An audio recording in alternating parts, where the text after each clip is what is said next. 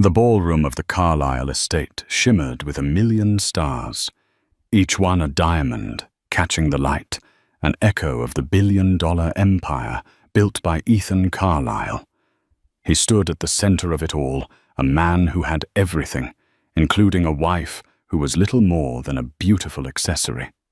Tonight, on their 10th anniversary, he planned to make it official, to finally and publicly expose the secret he believed made her unworthy of his name. But he failed to account for a single, unassuming figure who would walk through the gilded doors, a man whose arrival would not only shatter Ethan's carefully constructed world, but reveal a truth so profound it would make his entire fortune look like a child's allowance. This isn't a fairy tale. It's a cold, hard lesson in what it means to be truly wealthy. The air inside the Carlisle Hall was thick with the scent of white roses and old money. Chandeliers, each a cascade of crystal and light, hung from the vaulted ceilings, casting a brilliant glow on the hundreds of guests who moved through the vast space with practiced ease. This was more than a party. It was a testament to the power and prestige of Ethan Carlisle. At 45, he was a titan of finance, a self-made man who had turned a small investment firm into a global powerhouse. His success was his identity, and he wore it like a tailored suit, perfectly arrogantly, and without a single wrinkle. He stood by the marble bar, a flute of champagne in his hand, his gaze sweeping the room. He nodded to Vincent Caldwell, a senior partner in his firm, and exchanged a few clipped words with Bridget Montgomery, a well-known socialite whose gossip column was the lifeblood of their circle. Ethan's smile was a professional tool, a flash of teeth that promised affability, but revealed nothing of the cold calculus that governed his mind. Tonight, it was all for show. The grand stage was set for their 10th wedding anniversary, and in his mind, it was the final act of a performance he had grown to despise. His wife Genevieve was the main attraction tonight, and Ethan felt a familiar surge of resentment as he watched her. She was a vision in a midnight blue silk gown, simple yet elegant, its clean lines belying the immense cost. Her dark hair was swept up, revealing the graceful curve of her neck, and a single string of pearls, a gift from him, sat at her throat. Genevieve moved through the crowd with a quiet grace, her laughter a soft, melodious sound that seemed almost out of place amidst the sharp, brittle chatter of the elite. She spoke to everyone with the same genuine warmth, from the powerful CEO of a tech giant to the young caterer who had just started her job. Ethan's lips thinned. That was the problem with Genevieve. She was an anomaly. She didn't fit. He had met her a decade ago, a beautiful, unassuming young woman working at a small, independent art gallery. He had been enchanted by her sincerity, her lack of pretense, a refreshing contrast to the women who swarmed him. He had convinced himself she was different, that her simple nature was a blank canvas he could mold into the perfect society wife. He had proposed after only 3 months, a whirlwind romance that had left his friends and family reeling. But the years had passed, and the enchantment had faded, replaced by a deep-seated frustration. He had tried everything. He had bought her designer clothes, hired the best stylists and social coaches, and introduced her to his world. Yet she remained Genevieve. She still spent her afternoons volunteering at a community center for children. She still preferred a quiet evening reading to a raucous gala. She still spoke of her family. Her father, a seemingly unremarkable man named Patrick O'Connor, and her late mother with a reverence that Ethan found baffling and embarrassing. Her humble origins, once a charming novelty, had become a source of profound shame for him. He had built his empire on sharp deals and ruthless efficiency. Every aspect of his life was a testament to his ambition, his vision. But Genevieve was a living, breathing symbol of his one great miscalculation. She was a flaw in his otherwise flawless existence, a reminder of a romantic folly he now deeply regretted. And tonight, he would put an end to it. Vincent Caldwell approached him, a man whose loyalty Ethan had bought and whose opinion he valued. "The party is a roaring success, Ethan, a testament to your impeccable taste." "Thank you, Vincent," Ethan replied, his eyes still fixed on his wife. "It's about to get even more interesting." Vincent followed his gaze to Genevieve, a puzzled expression on his face. "Genevieve looks stunning tonight. She's so genuine, a rare commodity in this crowd." Ethan snorted softly, a sound that was half laugh, half contempt. "Genuine or naive? She's the daughter of a man who lives in a glorified shed in the woods, Vincent. I built this empire with grit and cunning. She comes from a world of sentimentality and hand-me-downs. We are two different species." Vincent's face tightened. "That's a bit harsh, isn't it? She's an incredible woman." "She is a liability," Ethan said, his voice dropping to a low, venomous whisper. "She's a testament to the fact that you can't buy class, and you certainly can't manufacture it. The longer she's by my side, the more people whisper about her simple background, about the charming pauper who married the king. I'm a man who deals in perception, Vincent, and her presence, her ordinariness, is a chink in my armor." He took a long sip of his champagne, the cold liquid doing little to soothe the fire of his frustration. He had put on a good front for a decade, but the charade was wearing thin. He had planned this evening meticulously. The speeches, the toasts, the grand declarations, they were all a prelude to the moment he would finally, publicly, and irreversibly detach himself from the woman who had become a symbol of his greatest failure. Genevieve, unaware of the storm brewing in her husband's mind, was now speaking with Bridget Montgomery. Bridget, with her hawk-like gaze and predatory smile, was a master of a different kind of commerce, the trade of secrets and insecurities. Genevieve was smiling, but Ethan could see the subtle strain around her eyes.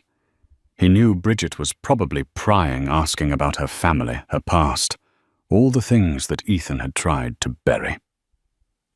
He watched as Genevieve answered with quiet dignity, refusing to be baited. His resentment flared. How could she not understand? How could she still hold on to the relics of a life that he had given her, the chance to escape? He had given her wealth, status, a world she could never have imagined. He had transformed her from a girl in a second-hand dress to the wife of one of the most powerful men in the country, and yet she had refused to let go of her humble roots, treating her past not as something to be escaped, but as a cherished part of who she was. It was a silent act of defiance he could no longer tolerate. The hour was approaching. The orchestra had shifted to a more subdued classical melody. The guests had gathered in the main ballroom, their anticipation palpable. Ethan put down his empty glass. He felt a quiet, simmering resolve. Tonight, the whispers would stop. The questions would cease. He would make sure of it. He would expose the truth not just to the world, but to Genevieve herself, a final act of liberation for them both. He would show her that the life he had given her was a gilded cage, and that the key to true freedom was to leave behind the sentimentality of the past and embrace the cold, hard reality of his world. He straightened his tie, a confident, predatory glint in his eyes. The show was about to begin. The crowd settled, a hush falling over the glittering ballroom as Ethan made his way to the podium.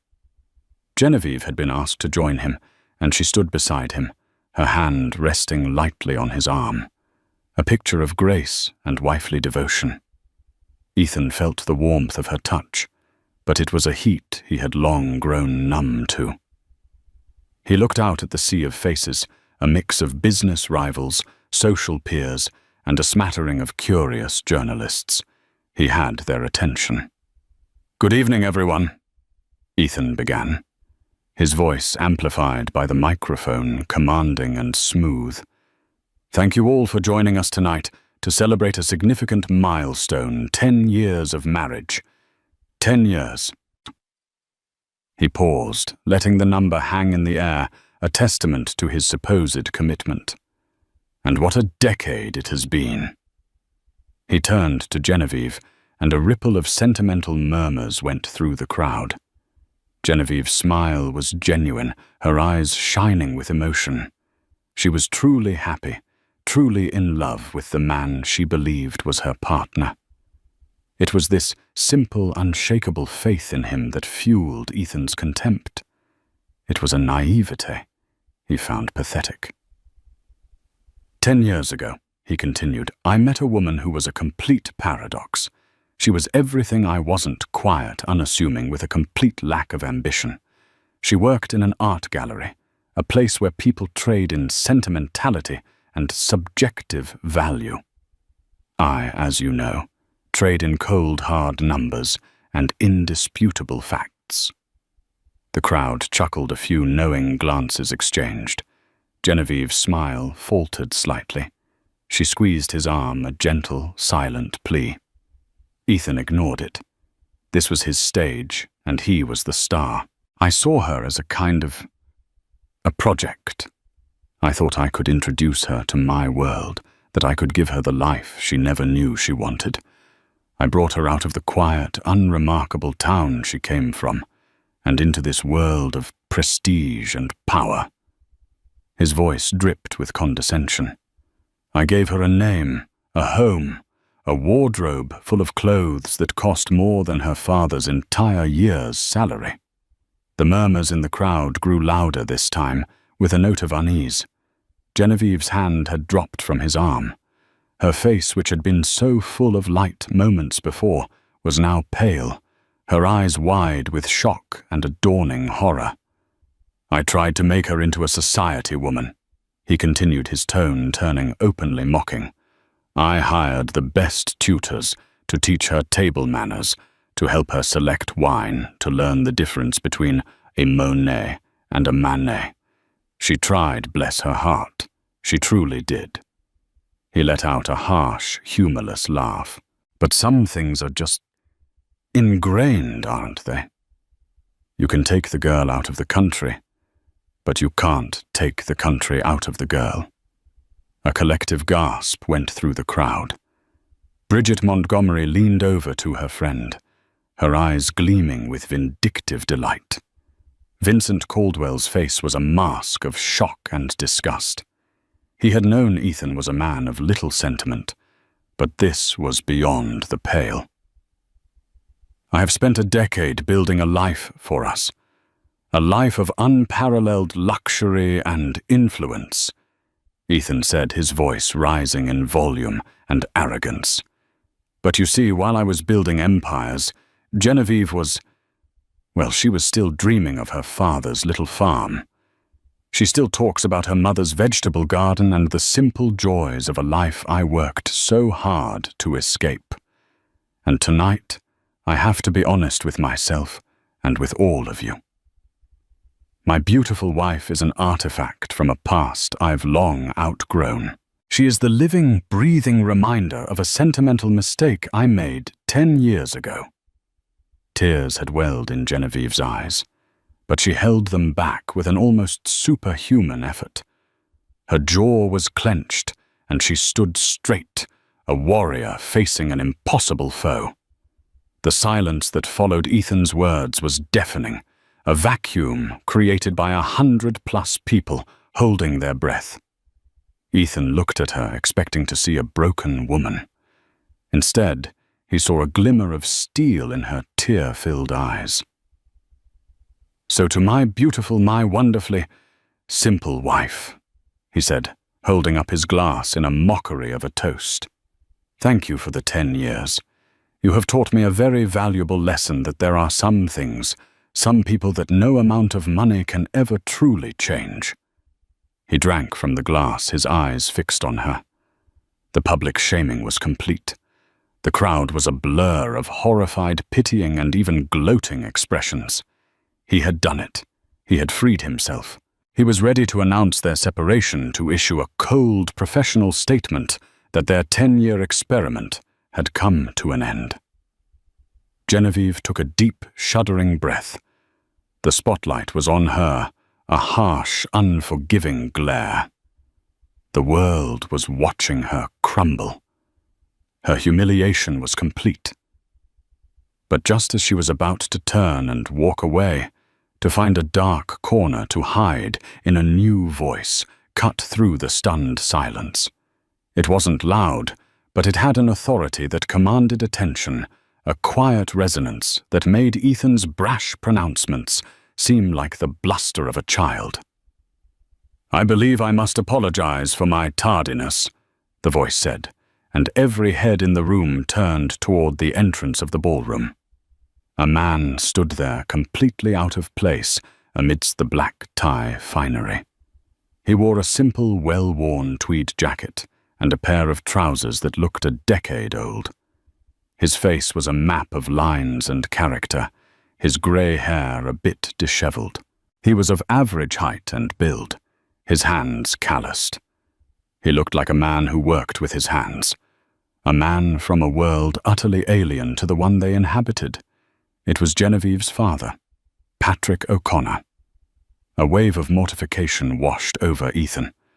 This was the final ironic nail in the coffin of his perfect evening. The very man he had just publicly mocked had arrived, a physical manifestation of everything he had just disparaged. He was the rustic farmer, the simple country bumpkin, the walking embodiment of Genevieve's humble, embarrassing past.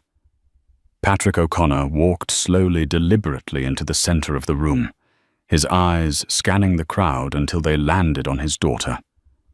A soft, pained expression crossed his face as he saw her tear-streaked cheeks. Then his gaze shifted, and it landed on Ethan. And in his eyes there was no anger, no rage, only a deep, profound sense of disappointment. A disappointment that cut Ethan to the bone more effectively than any insult could have. The game had just changed. The grand ballroom moments before a stage for a public spectacle now felt like a holding cell for 100+ stunned onlookers. The air, once filled with the cloying scent of roses, was now heavy with an unspoken question. Who was this man? And why had he appeared at the exact moment of peak drama?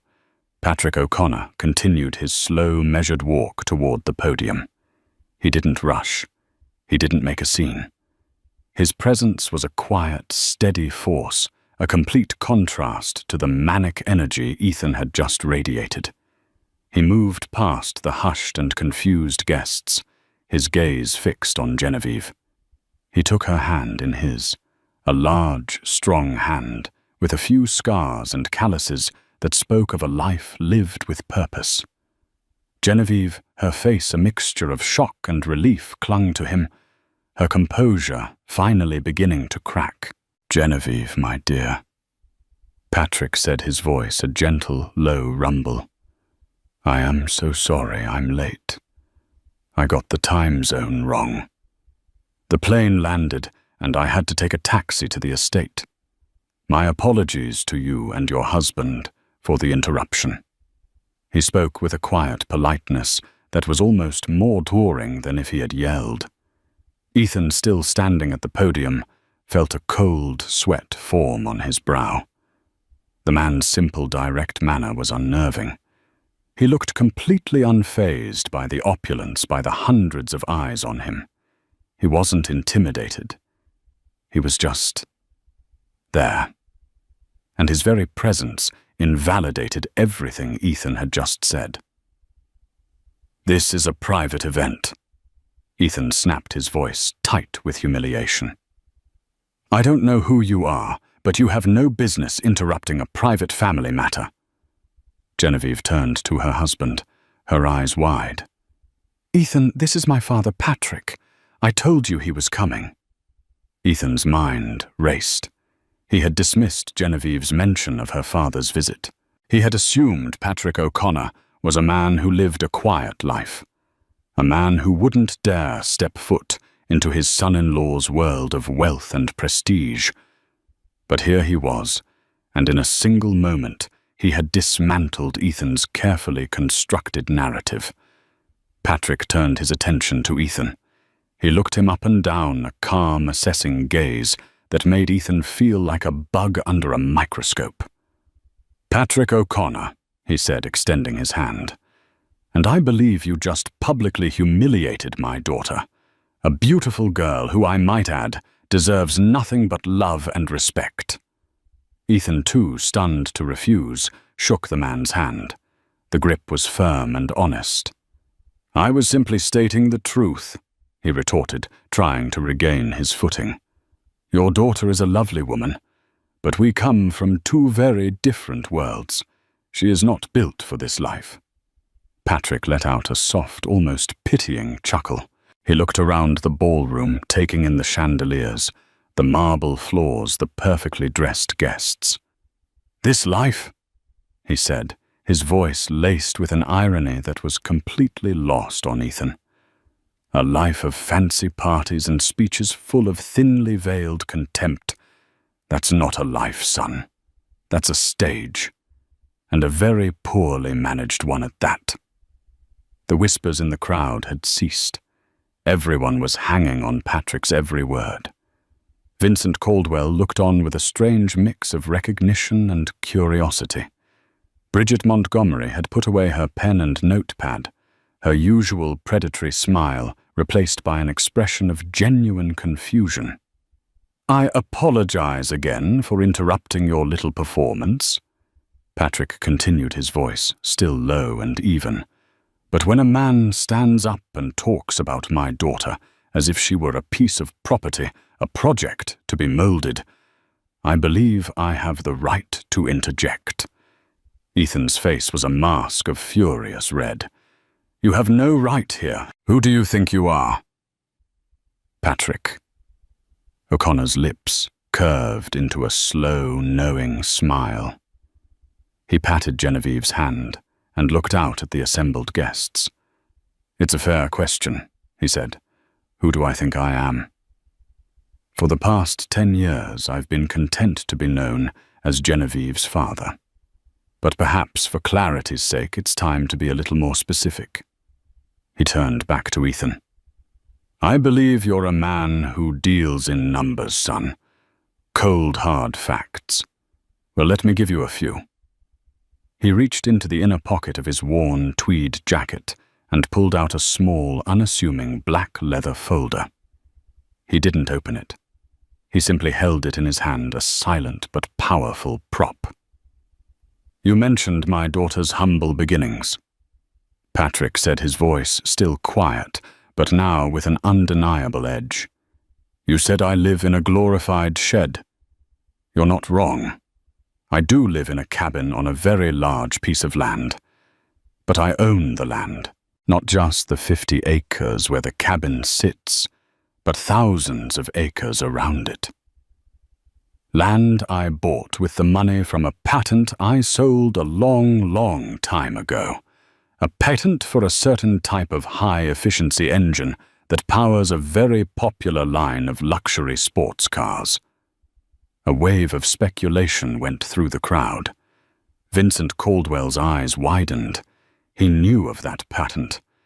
It had been the cornerstone of a massive automotive empire, a secret that had made its anonymous inventor a fortune in the late 90s. But no one had ever known who the man was. "That's a nice little story," Ethan sneered, though the confidence in his voice was beginning to waver. "But it doesn't change anything. You're still just a man in an old jacket." Patrick let out a short, incredulous laugh. "Just a man. Son, you have no idea. The patent was a good start. But you know what a man does with a good start. He invests, quietly, discreetly. I bought up land, sure, but I also invested in a little-known tech company back in the early 2000s. A company whose software now runs the entire logistics chain for, I don't know, a certain global shipping giant. A company that you, Mr. Carlyle, have been trying to acquire for the last 2 years, only to have your bids mysteriously rebuffed. Ethan felt the floor tilt beneath his feet. He had spent months trying to acquire that logistics company, an elusive target with a single anonymous majority shareholder who refused to sell. He had even sent his top negotiators to track down the man, but they had always returned empty-handed. Could it be? And then there's the art gallery, Patrick said, turning his gaze to the crowd. You said my daughter worked at a simple art gallery. You are correct. It was simple. It was also the first and only gallery to showcase the works of a certain reclusive artist who goes by the name P. O'Connor. Another wave of whispers. Bridget Montgomery gasped aloud. The name was synonymous with modern art genius. P. O'Connor paintings known for their raw emotional power and anonymous origin sold for millions at auction. No one had ever seen the man, but everyone knew his work. Patrick finally opened the folder. He pulled out a single sheet of paper and handed it to Ethan. It was a certified bank statement, not just a statement but a balance sheet of a holding company. Ethan's eyes scanned the numbers, and the world seemed to stop. The number at the bottom was not in the millions, it was in the tens of billions. The paper crinkled in his hand. He looked at the name on the account, O'Connor Holdings. Patrick. O'Connor took the paper back, folded it neatly, and slipped it back into his pocket. He turned to Genevieve and took her hand again, his voice now gentle and full of love. My daughter's humble beginnings, as you so arrogantly put it, were not born of necessity but of choice. I raised her to know the value of an honest day's work, to understand that true wealth is not measured in dollars, but in character. I have always taught her that a good heart is worth more than $1 billion empire. And she, unlike you, never forgot that lesson. The crowd stared in disbelief. Vincent Caldwell's jaw was on the floor. Bridget Montgomery looked like she had seen a ghost. Ethan Carlyle, the self-made billionaire, was now just a man standing on a stage, his carefully constructed facade of success and power completely and utterly shattered by a man in an old tweed jacket. The humiliation was no longer his to inflict. It was his to bear. And the night was only just getting started. The silence in the ballroom was profound, a physical weight pressing down on every single person. The information Patrick had just dropped was a bombshell that had not only detonated Ethan's carefully planned evening, but had also rewritten the entire social hierarchy of their world. For a decade, Ethan Carlyle had been the undisputed king, a man who had pulled himself up by his bootstraps and built an empire from scratch. Now it seemed his empire wasn't his at all, but a castle built on sand. Ethan's mind was in a state of chaotic disbelief. He looked at Patrick, then at Genevieve, then back at Patrick as if trying to reconcile the simple man standing before him with the multi-billionaire he had just described. The numbers on that bank statement, the companies Patrick had mentioned, it was all real. He had spent countless hours and millions of dollars trying to acquire that elusive logistics firm, a key component to his grand expansion plan. And the anonymous owner, the man he had never been able to find, was his father-in-law. The irony was a bitter taste in his mouth. You are P. O'Connor. Ethan finally managed to stammer his voice, a pathetic croak. Patrick smiled. It was a genuine, warm smile, full of a kind of wisdom that Ethan could only pretend to possess. "Among other things," he said, "the art was a hobby. I never cared for the attention. That's why I chose to be anonymous. And the engine patent, well, I was just a young man with an idea. The money was a happy coincidence." He turned to Genevieve, who was still holding his hand, her face a mix of emotions, relief, sorrow, and a quiet, weary resolve. "I gave Genevieve the option," Patrick said, addressing the stunned crowd, his voice still calm and steady. "I could have given her the world. A trust fund, a foundation in her name, a life of effortless luxury. But she chose a different path. She chose to live simply, to work for a cause she believed in, to find her own way in the world. She chose to be a woman of substance, not a woman of spectacle." Ethan felt a suffocating sense of shame. He had been so blind, so consumed by his own arrogance and his obsession with appearances, that he had completely misjudged the woman he had been married to for 10 years. He had seen her lack of ambition as a flaw, her simplicity as a sign of her low status. He had never once considered that it was a choice, a deliberate act of character. "And you, Mr. Carlyle," Patrick said, turning his gaze back to Ethan, the warmth in his voice evaporating, replaced by a cold, razor-sharp edge. "You were meant to be the test. You were a man of the world, a man of power. I thought perhaps he will see her for who she truly is. He will love her for her kindness, her grace, her spirit. Not for what she can be made into, but for what she already is." He shook his head slowly, a profound disappointment etched on his face. "You failed that test, son. You failed spectacularly." The crowd began to buzz the whispers, now a frantic, excited chatter. Vincent Caldwell pushed his way to the front, his face pale. "Mr. O'Connor," he said, his voice a reverent whisper, "my firm has been trying to get in touch with you for months. The logistics company. We had no idea." Patrick nodded. "I'm sure you didn't. I prefer to keep a low profile. I don't need a publicist to tell people who I am. My assets speak for themselves, unlike some." He glanced at Ethan, a flash of pure contempt in his eyes. Now Patrick's gaze was directed solely at Ethan. "You see, son," he said, his voice dropping to a low, intimate tone that nonetheless carried through the silent hall.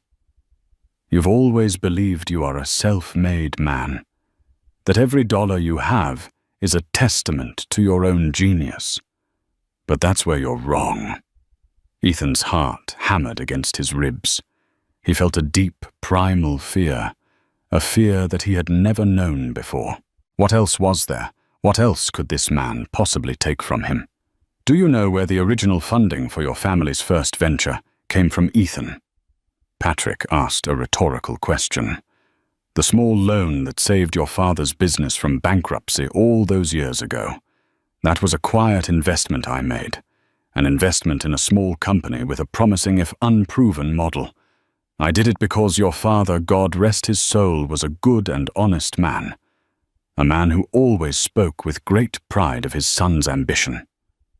Ethan felt the blood drain from his face. It was impossible. His father had always told him the loan came from a private anonymous benefactor who had been impressed by their business plan. It was the founding myth of the Carlyle Empire, a story of a small, honest business saved by a miracle. And that miracle, it turned out, was his wife's father. And do you know why your company's stock has never crashed, even through 2 major market downturns? Patrick continued, his voice relentless. "Because I've been a quiet, discreet majority shareholder in your firm For years, propping up your stock prices, making sure your empire never crumbled. I did it for Genevieve's sake. I wanted to protect her and her future, just in case you in your arrogance ran your company into the ground. The final blow. Ethan's legs felt weak. His entire life, his entire fortune, his entire identity as a self-made man was a lie. He was not a titan of industry. He was a protégé, a puppet on a string, a man whose success had been quietly and secretly engineered by the very man he had just publicly humiliated. Genevieve, her hand still in her father's, looked at her husband with a mixture of pity and sorrow. She had always known. She had known that her father, a man of quiet substance, had been the silent force behind Ethan's public spectacle. She had watched for a decade as Ethan had mocked her for her roots, all while being completely dependent on those very same roots for his success. Patrick O'Connor looked around the room, his gaze sweeping over the horrified, stunned faces of the elite. "Now," he said, his voice ringing with a newfound authority, "who's the simple one? The one who lives by his word and his deeds, or the one who built a house of cards and had the audacity to call it a mansion?" He took Genevieve's arm and gently led her away from the podium, leaving Ethan standing alone in the center of his own wreckage. The crowd parted for them, their whispers now reverent, not pitying. Ethan watched them go, his chest heaving, his mind in a state of utter overwhelming shock. He had started the night as the king of his universe. He was now in front of everyone who mattered a fraud, and the true architect of his life's work was the man he had just tried to shame. The gala dissolved into a maelstrom of confusion and frantic whispers. Guests began to leave in a hurry, their faces a mixture of shock, embarrassment, and a certain ghoulish fascination.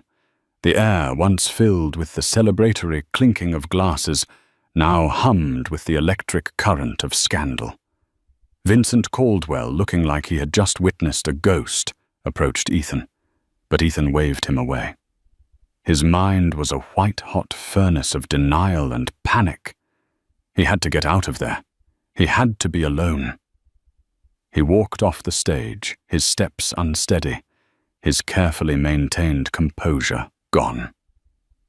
He moved through the thinning crowd like a phantom, oblivious to the stares, the pitying looks, the hushed conversations. He didn't stop until he reached his private study, a room he had always considered his sanctuary. He slammed the heavy oak door shut and locked it, plunging the room into a deep, disquieting silence. He stared at the objects in the room, symbols of his success. The signed first edition of a financial treatise, the model of a yacht. He was building a photograph of him on the cover of a magazine, a title blaring Ethan Carlyle, The Midas Touch. He had always believed in the truth of that title. He had always believed he could turn anything he touched into gold. But tonight, that belief had been brutally, publicly, and irrevocably shattered. The Midas touch wasn't his. It was Patrick's. All of it. The original seed money, the quiet protection of his stock, the unobtainable logistics company that would have been the jewel in his crown. It was all under the control of the man he had dismissed as a simple country farmer. The irony was a poison in his veins. He had shamed his wife for her humble background, never realizing that her roots were not a source of poverty, but a fountain of unimaginable wealth and quiet power. He had been a fool, an arrogant, short-sighted, and pathetic fool. A knock on the door jolted him. "Ethan, it's me. Vincent." Ethan ignored him. He didn't want to see anyone. He wanted to disappear. He walked to the window and stared out at the sprawling, perfectly manicured grounds. All of it was a lie. His success was an illusion, a magnificent facade built on a foundation he had never even known existed. Another more insistent knock. "Ethan, it's Genevieve. Please open the door. We need to talk." Genevieve, the woman he had just eviscerated in front of everyone. The woman who had known the truth all along. A new wave of shame washed over him. He had belittled her, called her simple, and mocked her for being a project. All the while she had been protecting him, living a quiet life that was a testament to her character, not her lack of ambition. The truth was a scalding, bitter pill. He had never been a self-made man. He was a child, propped up and protected by a patriarch he didn't even know existed. He had built his entire identity on a lie. He was a fraud. He heard the lock click and the door swing open. Genevieve and her father stood there. They didn't rush in. They stood in the doorway, their faces a mix of sorrow and resolve. "I need some time to process this," Ethan said, his voice raw. "You don't have time." Patrick said, his voice still that low, measured rumble. "The reporters are already calling. Your board members are calling. Your world is crumbling, son, and it's time to decide what you want to do about it." Genevieve walked into the room, her eyes never leaving his. She was no longer the humiliated wife. She was a woman who had been tested and had passed with flying colors. "Why, Ethan?" she asked, her voice soft but filled with an unwavering clarity. "Why was it so important to you that I be something I'm not? Why couldn't you just accept me? Was I so terrible? Was my quietness so offensive?" He looked at her truly. Looked at her for the first time in years. Her face, her simple dress, her unassuming grace. He had been so blind. I just wanted us to be a perfect match." He said the words, a hollow echo of his long-held delusion. "I worked so hard for everything. I wanted my wife to be a testament to that success." Genevieve let out a small, mirthless laugh. "A testament to your success, Ethan? I was your partner. I was the one who encouraged you to take that risk with the European market. I was the one who went through your reports and found the discrepancy in the shipping manifests. I was the one who convinced you to donate to the children's charity, the one that ended up getting you that Humanitarian of the Year award." Ethan's jaw dropped. She was right.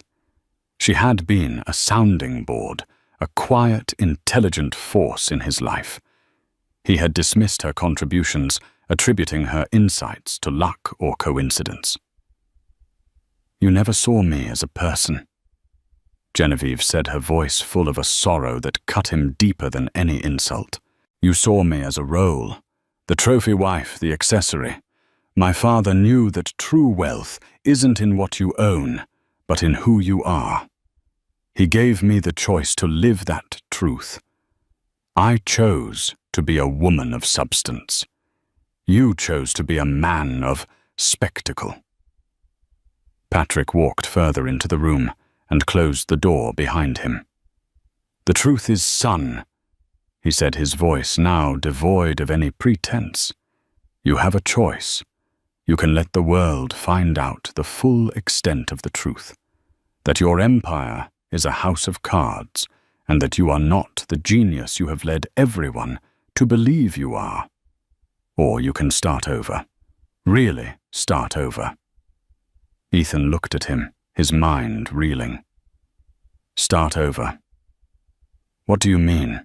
"I'll sell you the logistics company," Patrick said, a glint in his eye, "at a fair market price, and I will keep my role as a silent investor in your firm. But there are conditions." Ethan's heart began to beat with a frantic, desperate hope. "What conditions?" "First, you get down on your knees and apologize to my daughter. Sincerely. Not for public show, but from the depths of your soul. You have to earn back her respect, not with money, but with genuine remorse." Ethan looked at Genevieve, his eyes full of a plea for forgiveness. She simply watched him, a silent, unblinking witness to his downfall. "Second," Patrick continued, "you will work for me, for a year. You will not be Ethan Carlisle, CEO. You will be an associate. You will work on the ground in the field. You will learn what it means to build something with your own two hands, with integrity and hard work.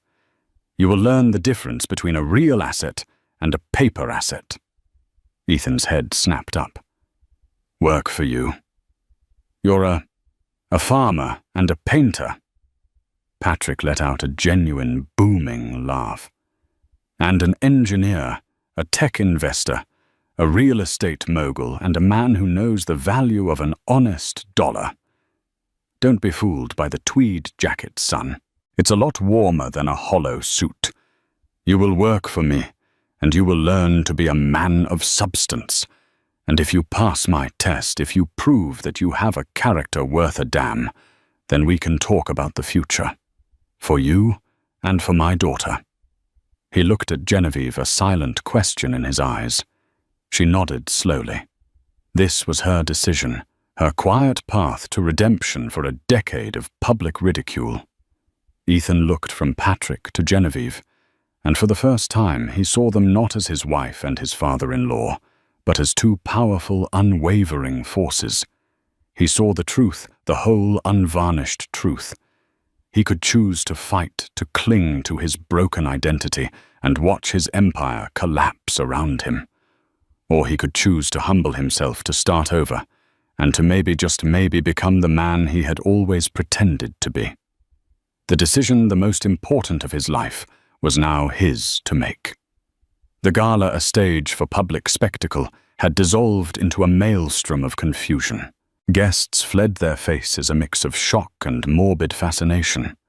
Ethan walked through the thinning crowd like a phantom, oblivious to the stares, and locked himself in his private study, a sanctuary now filled with hollow symbols of his success. He stared at a magazine cover, bearing his face titled, "Ethan Carlisle, the Midas Touch." The words now mocked him. The Midas touch wasn't his. It was Patrick's, all of it. The original seed money, the quiet protection of his stock, the unobtainable logistics company. His empire was a lie. A knock on the door jolted him. It was Genevieve and her father. He couldn't face them. "I need time to process this," Ethan said, his voice raw. "You don't have time." Patrick's voice was a low, steady rumble. "The reporters are already calling. Your world is crumbling, and it's time to decide what you want to do." Genevieve walked, in her eyes clear and unwavering. "Why, Ethan? Why was it so important that I be something I'm not? Was my quietness so offensive?" He looked up, unable to lie. "I just wanted us to be a perfect match. I worked so hard for everything.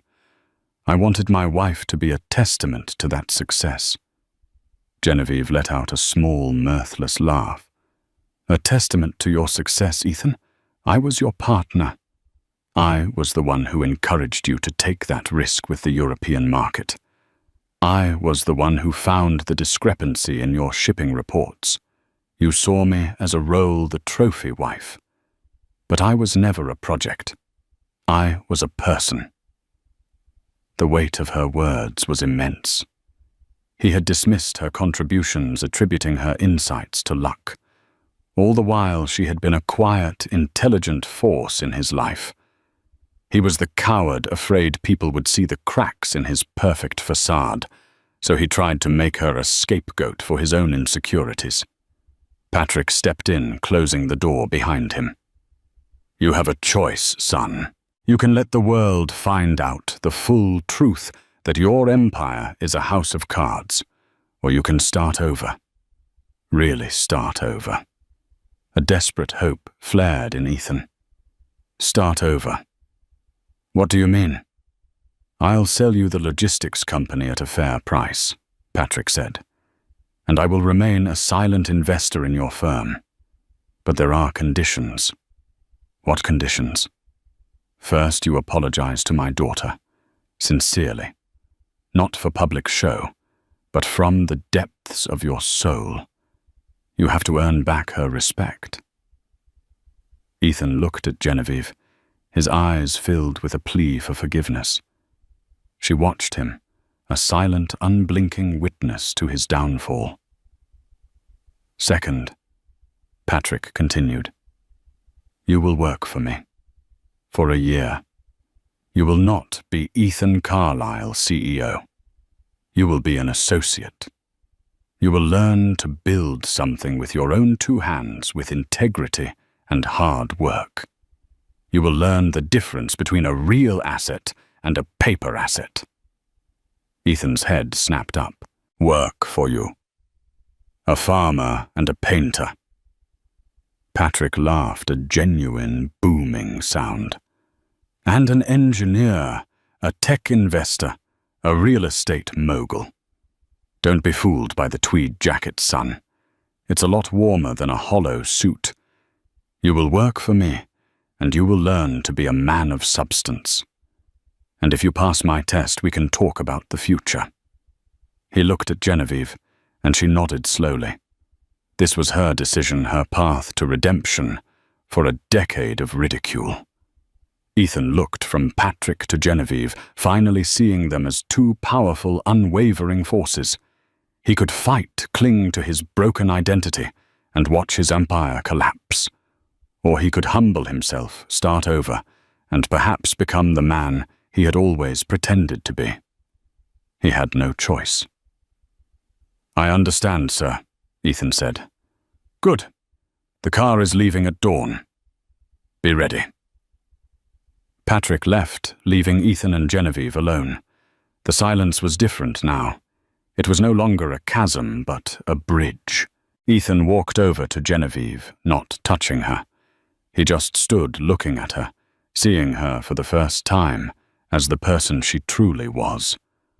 A woman of immense strength and grace.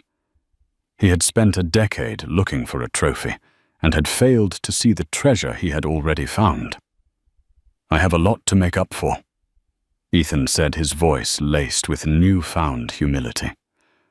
I hope you can find it in your heart to forgive me. Someday. Genevieve gave a small, sad smile. Forgiveness is a journey, Ethan. We'll see where it leads. She walked to the other side of the room, preparing for the long night. Ethan stood there, looking at the woman he had wronged, who had always been a rock in the storm he created. He had lost everything, but in that loss he had a chance to find something infinitely more valuable. The journey had just begun. The first few months were a brutal lesson in humility for Ethan Carlisle. The man who had lived his life in designer suits now wore jeans and work boots. He traded his private jet for a beat-up Ford pickup and his mahogany desk for a plot of land with his father-in-law, Patrick. Ethan's days were now spent in physical labor, his hands covered in calluses, his body aching from work he had never known. He was no longer a CEO. He was an apprentice, learning the true value of a tree of the land and of the people who worked it. Patrick. The man Ethan had once dismissed as a simple farmer was a master teacher. He didn't just teach Ethan about timber and land management. He taught him about life. He spoke of integrity, of earning respect, and of the quiet satisfaction of seeing a tangible result of his own labor. Ethan's home was no longer the silent, lonely suite, but a rustic cabin with a wood-burning fireplace. He and Genevieve spoke every night, their conversations shifting from business to the small details of their lives. He would tell her about the satisfaction of felling a difficult tree, and she would tell him about her work at the community center. He was finally talking to her as a person, not as a symbol. He was beginning to fall in love with her all over again, not with the idea of her, but with the reality of who she was. After 6 months, Patrick brought him to a modest old office building. Ethan expected a desk, but instead he was introduced to a man behind a simple wooden desk, Vincent Caldwell. "Vincent," Ethan said, stunned. "What are you doing here?" Vincent shook his hand. "Patrick offered me a partnership. Turns out he has a few more assets than I thought." He gestured to a whiteboard covered in names of companies Ethan had tried and failed to acquire over the years. Companies that had mysteriously and repeatedly rebuffed his offers. Patrick had been the owner all along. The man he had mocked was a business genius of a completely different order. Patrick built things grew, things invested in things that mattered. He wasn't a spectacle. He was a force of nature. A full, grueling, humbling year passed. Ethan had worked harder than he ever had in his life. He had learned the true value of an honest dollar, a word, and a handshake. The arrogance had been replaced by a quiet confidence. The hollowness had been filled with a genuine purpose. On the anniversary of his test, Patrick and Genevieve came to the cabin. Genevieve was in a simple dress, her hair in a single braid. She looked more beautiful to him now than she ever had in all the diamonds and silk of their previous life. "You've earned my respect, son," Patrick said, a rare warmth in his voice. "And my trust." He handed Ethan a manila folder. "This is a contract, a partnership, and a marriage license." Ethan looked at the documents, his heart pounding. The partnership was a new venture, combining his business acumen with Patrick's wisdom. The marriage license was a promise of a new beginning, a chance for him to truly marry Genevieve, not for her appearance, but for her character. Ethan turned to Genevieve, his eyes filled with a new love and deep respect. He didn't need a public statement or a grand gesture. He just needed to be a man worthy of her. "Genevieve," he said, his voice thick with emotion, "I spent a decade trying to turn you into something you're not, and I almost lost the best thing that ever happened to me. I'm not the man you married, but I'm going to spend the rest of my life trying to be the man you deserve." Genevieve's eyes filled with tears, and she walked into his arms, a quiet act of forgiveness, more powerful than any public declaration. The ring was gone, but the love in her heart was real. The man she had married was gone, but the man before her was one she could truly love. A man of substance, not of spectacle. The quiet, broken billionaire had finally found what he was looking for, not in the money he had always chased, but in the love he had almost lost forever. Ethan's story is a powerful reminder that true wealth isn't measured in dollar signs or public accolades. It's found in the quiet, unassuming grace of people like Genevieve, and in the wisdom of those who, like Patrick, have built their empires on a foundation of character and integrity. The billionaire's shame wasn't the loss of his reputation, but the revelation that his entire life was a performance.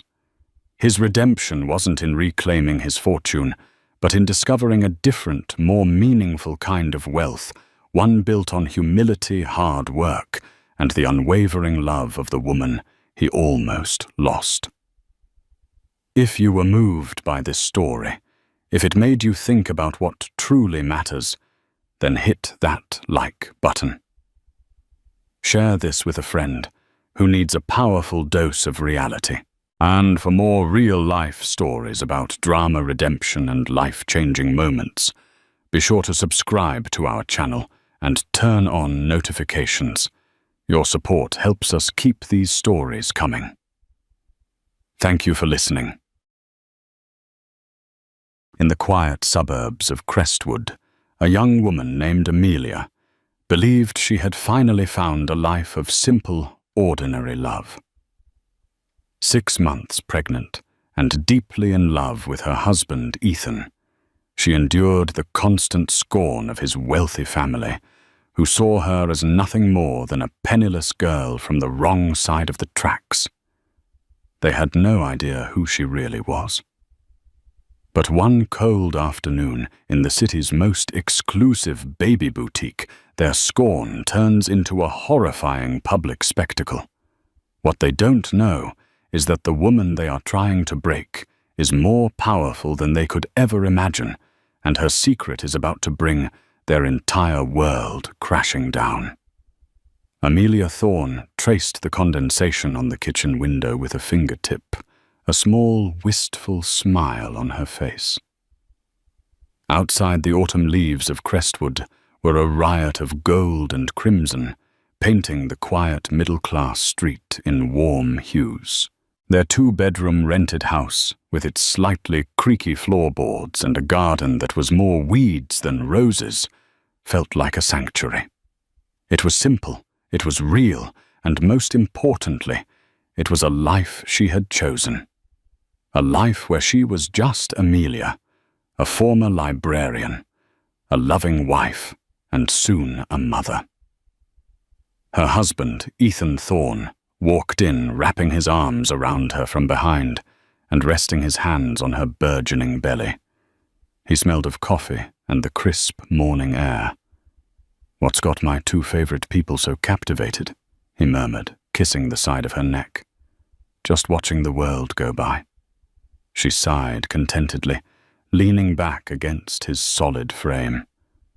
"Thinking about how lucky I am." "I'm the lucky one," he insisted, his voice earnest. "You know that, right, despite everything." Everything was the unspoken word that hung in the air whenever they talked about his family.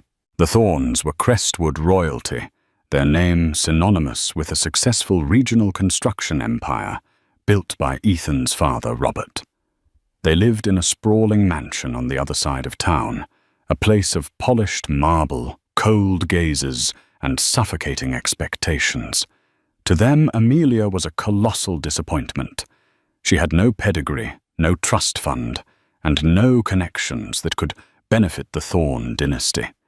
She was the librarian their Ivy League-educated son had inexplicably fallen for and married after a whirlwind romance. The matriarch, Beatrice Thorne, made her disdain for Amelia painfully clear. Every Sunday dinner was a trial by fire. Beatrice would comment on Amelia's simple dress sense, her lack of knowledge about the latest stock market trends, or her preference for novels over society galas. Each comment was a perfectly sharpened dart, aimed to remind Amelia that she didn't belong. "Don't let her get to you, Ames," Ethan would always say on the drive home. "She's just from a different generation. She doesn't see you like I do." But Amelia saw the way Ethan's shoulders tensed in his mother's presence, the way he'd offer a weak defense before inevitably falling silent. He loved his mother, and he was terrified of her disapproval. That fear Amelia knew was a chasm between them. What Ethan and his entire family didn't know was that Amelia's simple life was a meticulously crafted illusion. The name she had been born with wasn't Amelia Evans, the fabricated identity of an orphan who'd put herself through state college. Her real name was Amelia Sterling. She was the sole heir to Sterling Enterprises, a global conglomerate with holdings in technology, finance, and real estate that dwarfed the Thornes' local construction business into utter insignificance. The Thornes' mansion could fit inside the foyer of her family's New York penthouse. After her parents' tragic death in a private jet crash when she was 18, Amelia had inherited it all. But the world of corporate takeovers of sycophants and fortune hunters had felt like a prison. She'd watched friends get betrayed by people only interested in their proximity to wealth. She yearned for something genuine.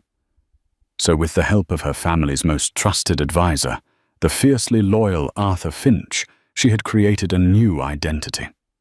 She'd moved to a city where no one knew her, taken a quiet job at a library, and lived on a modest salary, determined to find someone who would love her for her heart and mind, not her bank account. And she had found Ethan. He was kind, charming, and when it was just the two of them, he made her feel like the most cherished woman in the world. She had fallen for him so deeply that she had convinced herself she could live in this fabricated world forever. Telling him the truth felt like a betrayal of the very foundation their relationship was built on. How could she explain that the financial struggles they'd argued over the broken-down car, the budget for the baby's nursery, were a complete charade on her part? He would feel like a fool, and their love, which she treasured more than any fortune, would be tainted.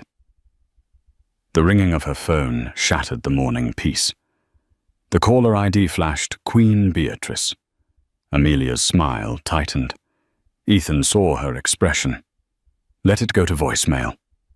She'll just keep calling, Amelia said, forcing a cheerful tone. She answered, putting the phone on speaker. Good morning, Beatrice. Amelia, I trust you're not still lazing about. Beatrice's clipped, icy voice filled the kitchen.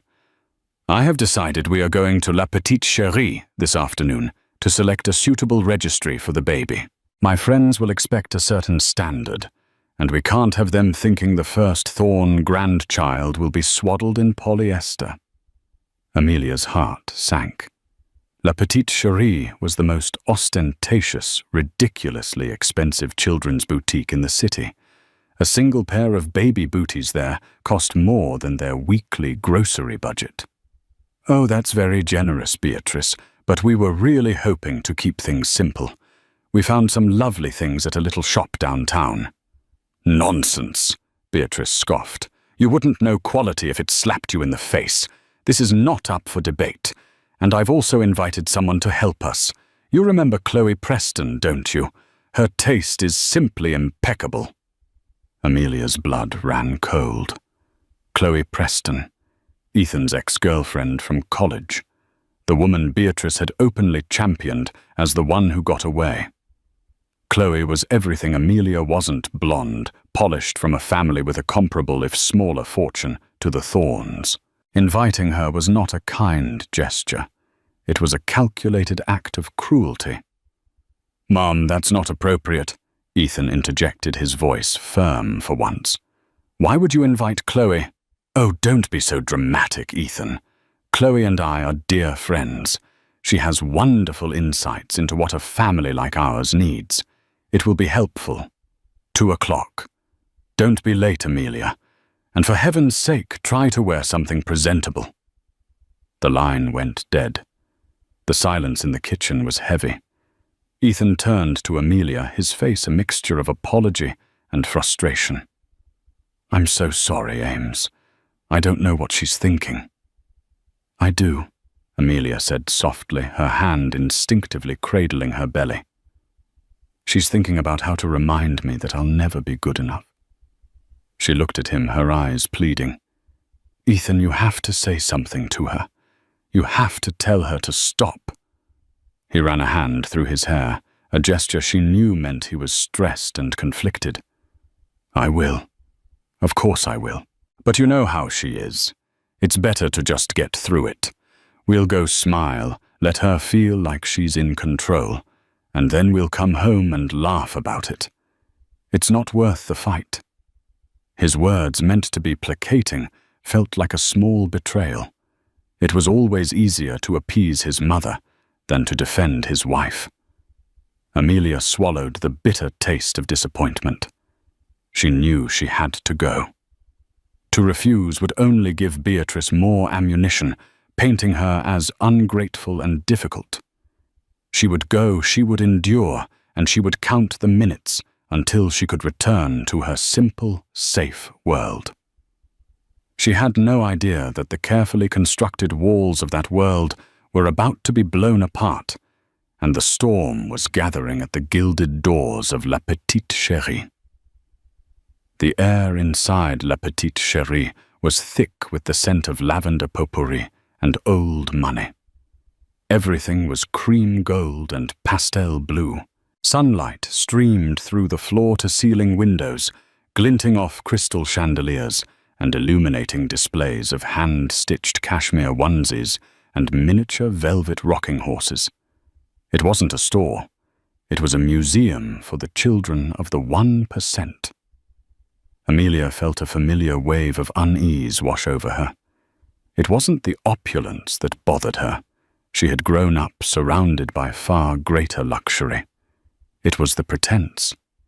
This world which Beatrice and Chloe navigated with the effortless grace of sharks in their natural habitat felt alien and suffocating. She smoothed down her simple navy blue maternity dress, suddenly feeling frumpy and out of place, just as Beatrice had intended.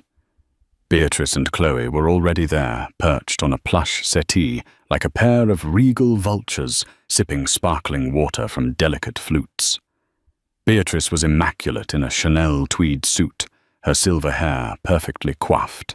Chloe, a vision in a silk blouse and designer jeans, looked Amelia up and down with a pitying smile that didn't reach her cold, calculating eyes.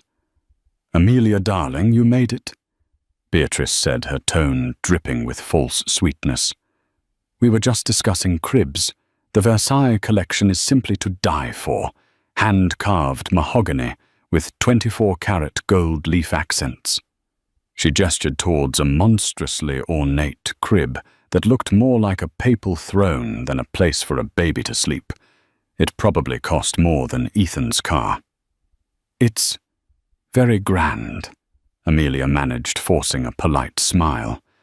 "But I was hoping for something a little more understated. Simpler." Chloe let out a tinkling, condescending laugh. "Oh, Amelia, you have to think about the optics. The first-born grandchild can't sleep in something from a chain store. It sends the wrong message." "What message is that?" Amelia asked, her voice quiet but firm. "That his parents love him for who he is, not what he's surrounded by." Beatrice's smile tightened. "The message is that his family has standards, something you seem determined to ignore." She stood up, gliding over to a rack of tiny outfits. "Now let's look at a coming-home outfit. Chloe, dear, you have such an eye for these things." For the next hour, Amelia was subjected to a masterclass in psychological warfare. Beatrice and Chloe moved through the store, picking up exorbitantly priced items and discussing them as if Amelia wasn't there. They talked about the importance of Italian leather shoes for a newborn who couldn't walk a sterling silver rattle that was a family heirloom in the making, and a stroller collaboration between a high-fashion house and a German engineering firm. Every suggestion Amelia made was immediately shot down with a condescending remark. "Oh no, dear. Cotton is so pedestrian. We need Sea Island cotton at the very least. A wooden high chair. How utterly rustic. No, it must be the transparent acrylic one, so much more chic." Ethan, who had arrived a few minutes after Amelia, stood awkwardly by the door, trying and failing to steer the conversation towards something more reasonable. "Mom, maybe we should look at the price tags," he suggested weakly at one point. "Don't be vulgar, Ethan," Beatrice snapped without looking at him. "Price is not a concern when it comes to my grandchild." Amelia felt a growing sense of isolation. She watched Ethan, hoping he would put his foot down, draw a line in the sand, and defend their right to raise their child as they saw fit. But he just fidgeted, offering placating smiles and non-committal shrugs. He was a spectator at his own wife's humiliation. The situation escalated when Chloe picked up a delicate hand-embroidered christening gown. "This is it, Beatrice. It's perfect, classic, elegant.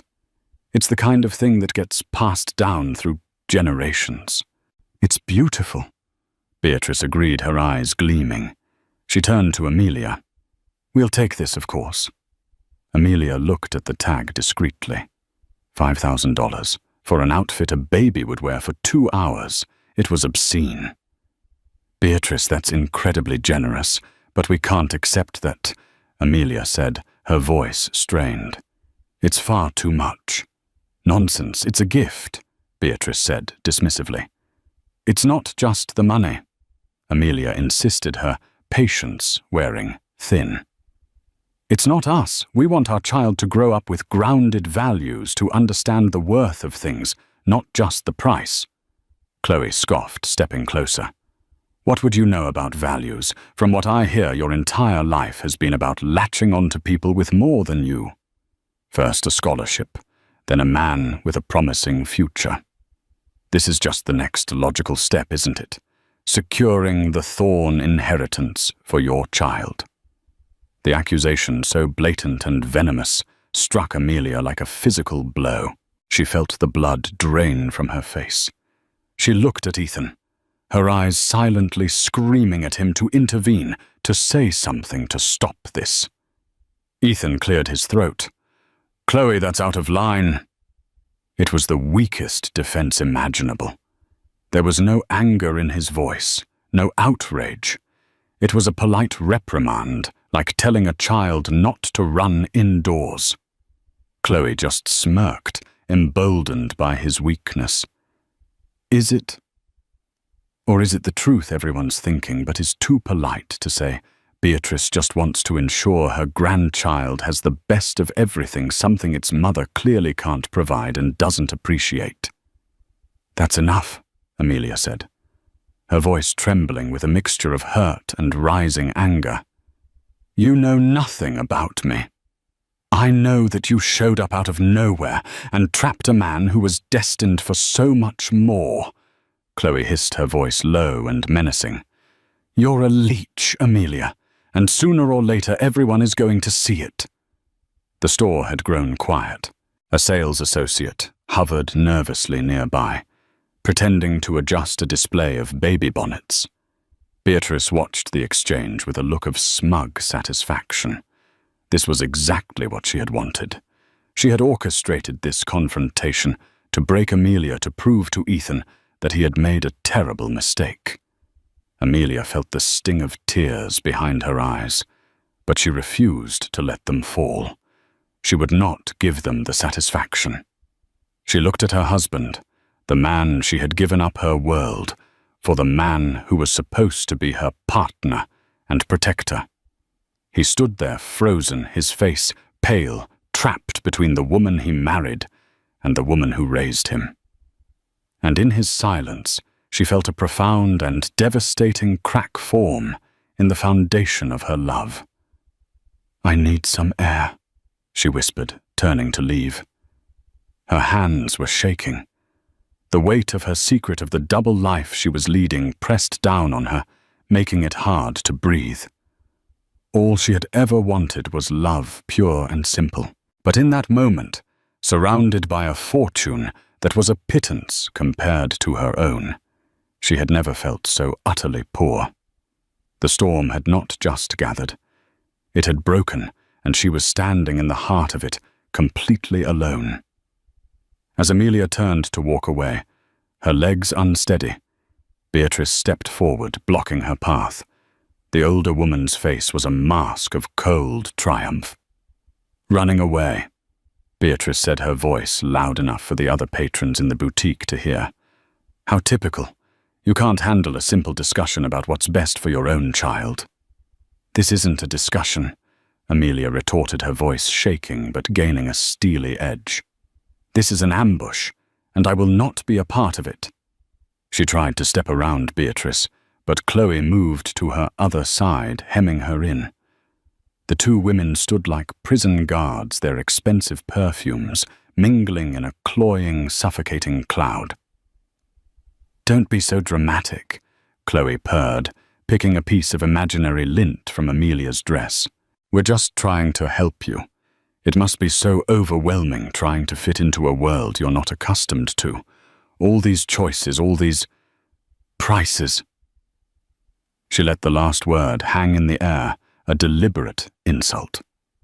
A well-dressed woman browsing nearby glanced over her expression, a mixture of curiosity and pity. The sales associates were now openly staring. Amelia felt a hot flush of shame creep up her neck. This was a public spectacle, and she was the main attraction. "I am perfectly capable of choosing items for my own baby," Amelia stated, her jaw tight. "And I don't need help from you." "Oh, I think you do," Chloe said, her voice turning sharp and cruel. She gestured around the store. "You walk in here in your sensible little dress, looking at things you could never possibly afford. Are you hoping that if you just stand near them long enough, some of the class will rub off? Or are you just trying to figure out which items you can pressure Ethan into buying so you can sell them later?" The accusation was so vile, so utterly baseless, that it momentarily stunned Amelia into silence. Beatrice seized the opportunity, addressing the store manager, who was now cautiously approaching. "Danielle, I do apologize for the scene. My daughter-in-law is under some strain. She's not used to this kind of environment. I'm afraid she may be feeling a little lightheaded." It was a masterful move, painting Amelia as not only poor, but emotionally unstable. Danielle, the manager, gave Amelia a nervous professional smile. "Of course, Mrs. Thorne. Can I get you a glass of water, ma'am?" What she needs is a reality check. Chloe snapped, her patience for the charade gone. She snatched a glass of sparkling water from a nearby tray and, with a flick of her wrist, accidentally sloshed its contents down the front of Amelia's navy dress. The cold liquid soaked through the fabric instantly, and Amelia gasped, stumbling back. The dress, now dark and wet, clung uncomfortably to her baby bump. It was a petty juvenile act, but in the context of the public setting, it was utterly debasing. "Oh, clumsy me," Chloe exclaimed with theatrical shock, though her eyes danced with malicious glee. "I'm so sorry." "That's it," Ethan finally said, his voice cracking with a mix of anger and panic as he rushed forward. "We're leaving. Chloe, that was uncalled for." "Oh, relax, Ethan," Beatrice said, waving a dismissive hand. "It's just water. It will dry. Amelia is being overly sensitive." But it wasn't just water. It was the final stinging drop in an ocean of humiliation. Amelia looked down at her ruined dress, at the smug faces of the two women who despised her, and then at her husband. He was holding out a hand to her, but his eyes were darting around the store, more concerned with the audience than with her. He wanted to defuse the situation, to escape the embarrassment. He wasn't defending her honor. He was managing a public relations crisis. In that moment, something inside Amelia, something she had been carefully protecting, finally shattered. The fantasy of their simple, perfect life evaporated, revealing the ugly truth beneath. She had made herself small and powerless for this man, and when she needed him most, he was not her shield. He was just another bystander. With a newfound, chilling calm, she ignored Ethan's outstretched hand. She looked directly at Beatrice, her voice low and steady, devoid of the tremor it held just moments before. "You have no idea what you've just done." Beatrice let out a short, sharp laugh. "Is that a threat?" "From you, don't be ridiculous. What could you possibly do?" "Complain to Ethan." "Cut up my credit cards for this registry." The store manager, Danielle, looking deeply uncomfortable, stepped between them. "Perhaps we should all just take a moment. I think you should be careful who you're speaking to." "Danielle," Chloe interjected, pointing a manicured finger at Amelia. "This woman is clearly unstable. For all we know, she could be trying to cause a scene to get something for free. You should probably check her bag on the way out." The suggestion that she was a potential shoplifter was the final unforgivable blow. The humiliation was complete. It burned in her cheeks and coiled like a snake in her stomach.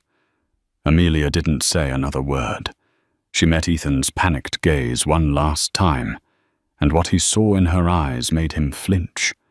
The warmth, the adoration, the gentle love he took for granted, it was all gone. In its place was a vast, cold emptiness that mirrored the Arctic chill in her voice. She turned on her heel, her back ramrod straight. She walked past the displays of ludicrously expensive baby clothes, past the gawking customers and the nervous staff. She didn't run. She walked with a slow, deliberate grace that was more powerful than any outburst. Every head turned to watch her, this heavily pregnant woman in a soaking wet dress, leaving a trail of stunned silence in her wake. When she reached the heavy glass doors, she pushed them open and stepped out into the bright, indifferent afternoon sunlight. She did not look back. She took out her phone, her fingers moving with unshakable purpose across the screen. She selected a number from her contacts, a name Ethan had never seen, and pressed the call button. The phone was answered on the first ring. "Arthur," she said, her voice as clear and hard as a diamond. "It's me." There was a pause on the other end, then a voice calm and deeply respectful. "Amelia, is everything all right?" "No," she replied. The city sounds of Crestwood fading into a dull hum in her ears. "I'm done. I want you to come here. Right now. And I want you to bring everything. It's time for the Thorns to learn who they've been dealing with." Less than 15 minutes later, a sleek black Rolls-Royce Phantom purred to a stop in front of La Petite Cherie, its presence on the quaint, boutique-lined street as subtle as a thunderclap. The car was so profoundly out of place that it brought traffic to a near standstill. Pedestrians stopped and stared, pulling out their phones to take pictures. Back inside the boutique, the atmosphere was thick with a strange mix of residual tension and awkwardness. Beatrice and Chloe were attempting to resume their shopping, their voices artificially bright, but the energy of their victory had dissipated. Ethan stood by the window, pale and agitated repeatedly, trying to call Amelia's phone, only to be sent to voicemail each time. The store manager, Danielle, hovered nearby, unsure of what to do. The boutique's glass door swung open, and a man in his late 50s stepped inside. He was dressed in a bespoke Savile Row suit that fit him like a second skin. His silver hair was neatly combed, his posture was impeccable, and he exuded an aura of quiet, unassailable authority. This was Arthur Finch, the CEO of the Sterling family office, and the man who had been Amelia's guardian mentor and fiercest protector since her parents' death. He was followed by two other individuals in similarly sharp business attire, a man and a woman who carried leather portfolios. Arthur's gaze swept across the store, coolly assessing the scene before his eyes landed on Beatrice and Chloe. He then glanced at the large dark stain on the floor, where Amelia had stood, and his expression, already stern, hardened into granite. "May I help you?" Danielle, the manager, asked, approaching him hesitantly. "I'm here to see my employer," Arthur said, his voice calm but resonant, commanding the attention of everyone in the room. He walked directly towards the small group. Beatrice looked him up and down with a disdainful frown. "I believe you're mistaken. We haven't hired any new staff." Arthur ignored her completely. His eyes locked onto Ethan. "Mr. Thorne, I am Arthur Finch. I am here on behalf of my employer and your wife, Amelia Sterling." The name hung in the air, electric and foreign. Ethan just stared, his mind struggling to process the words. "Sterling, I don't understand." "Her name is Thorne." "It was Evans." "Evans was a name of convenience," Arthur stated flatly.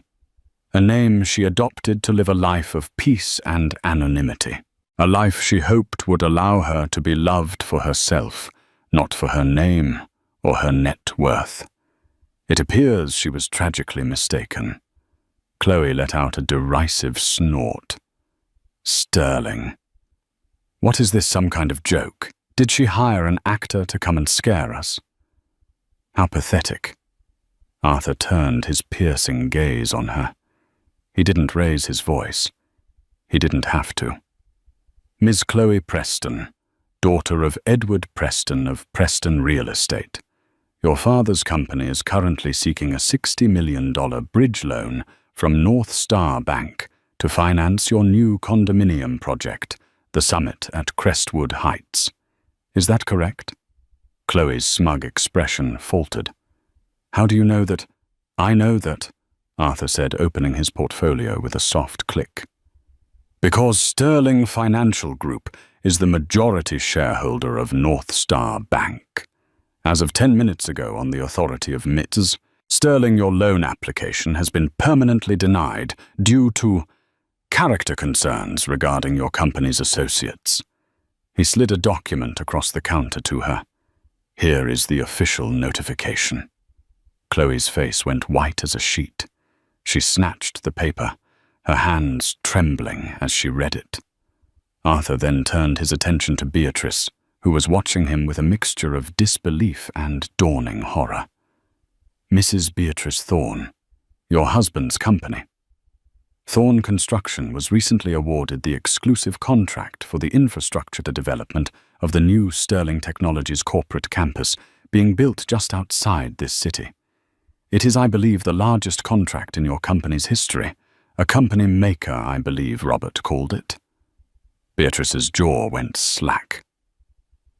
The Sterling campus was the talk of the town, a multi-billion-dollar project that was going to transform the regional economy. That contract, Arthur continued, his voice dropping to a glacial chill, contained a standard morality clause. Given your public harassment and assault of a senior executive and principal owner of Sterling Enterprises, namely your daughter-in-law, you are in breach. The contract is hereby terminated effective immediately. All Thorne assets and personnel are to be off-site by morning. He placed another document in front of her. Our legal team will be in touch regarding the recovery of our initial mobilization payments. No, Beatrice whispered, shaking her head. No, this can't be. Oh, but it is, Arthur said. And finally, this charming little boutique, La Petite Chérie. He looked at Danielle, the manager, who seemed to have shrunk by several inches. A lovely establishment. So lovely, in fact, that Ms. Sterling's private equity firm, Sterling Capital, acquired the parent company that owns this retail chain 6 months ago. As the new beneficial owner, Miss Sterling is exercising her right to terminate your franchise agreement due to your staff's failure to ensure a safe and respectful environment for all customers. Particularly, he added with a pointed look, the owner. The room was utterly silent, save for the sound of Chloe's ragged breathing. The power dynamic had not just shifted. It had been annihilated in a nuclear blast of wealth and influence so vast it was incomprehensible. Ethan finally found his voice, a strangled, desperate sound. Where is she? Where is Amelia? Arthur looked at him with an expression of profound disappointment. She is where she should have been all along, surrounded by people who protect her, not by those who stand by and watch as she is humiliated. He turned to his associates.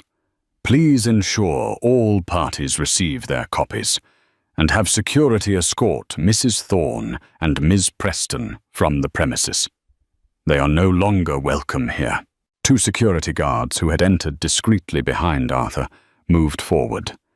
Beatrice looked as if she might faint. Her entire world, her social standing, her family's fortune, her legacy had been dismantled in under 5 minutes by a man she had mistaken for a chauffeur.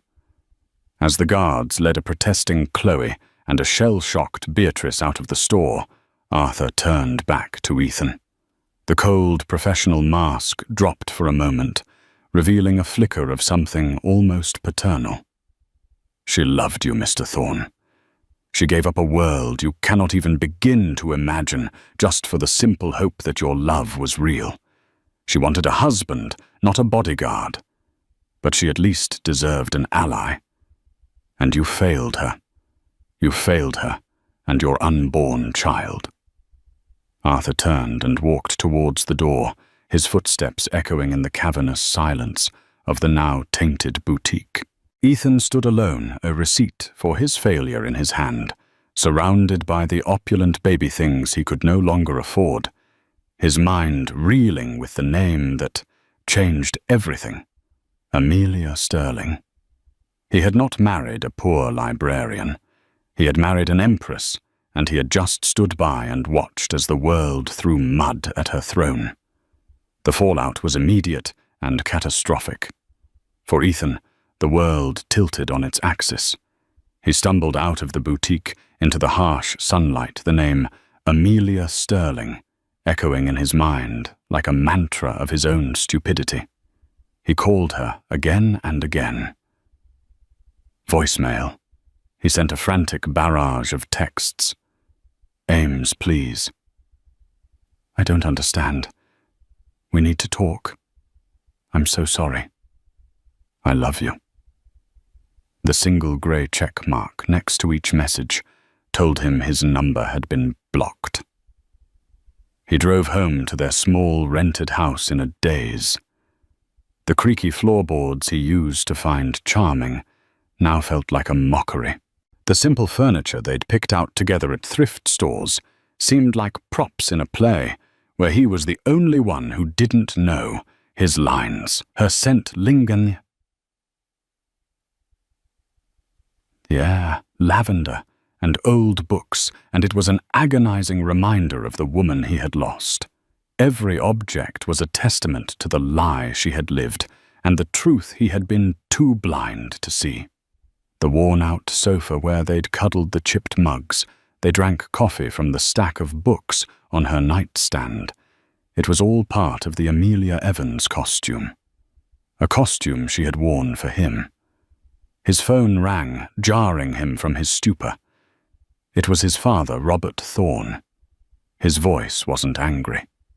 It was hollow, defeated. Ethan, what did you do? Dad, Don't, Robert cut him off.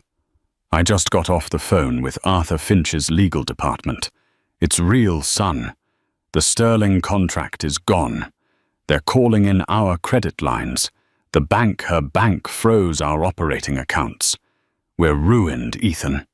Decades of work gone. Because your mother couldn't be civil to your wife. Because you let it happen. The weight of his father's words crushed him. This wasn't just about his marriage anymore. He had allowed his mother's petty cruelty to detonate a bomb that had vaporized his family's legacy. He spent the rest of the day in a frantic haze trying to piece things together. A quick search for Amelia Sterling opened a digital Pandora's box. There she was in photos from years ago, on the arm of her father, the legendary titan of industry David Sterling. Pictured at charity galas in Paris, ribbon-cutting ceremonies in Tokyo, and economic forums in Davos. Her face was younger, her eyes guarded, but it was unmistakably her. The articles called her the vanished heiress, the billion-dollar ghost, speculating for years about where she had gone after her parents' death. She hadn't vanished. She had been hiding in plain sight with him. Meanwhile, Beatrice and Chloe were experiencing their own personal apocalypses.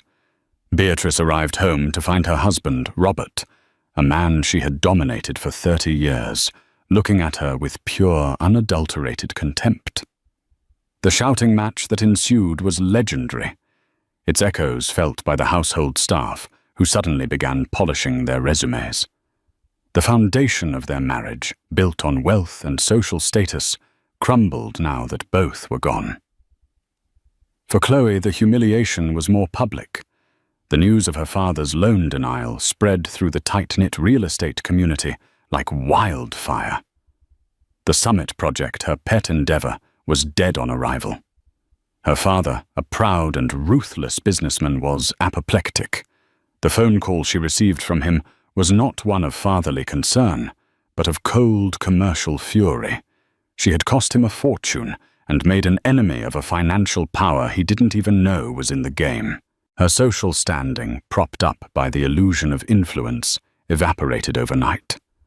Friends stopped answering her calls. Party invitations were rescinded. She was a pariah. The story, as it always does in wealthy circles, began to leak. Whispers turned into gossip, and gossip turned into a full-blown scandal. The tale of how Beatrice Thorne and Chloe Preston had publicly humiliated a pregnant woman in a baby boutique, only to discover she was the secret billionaire who owned the store.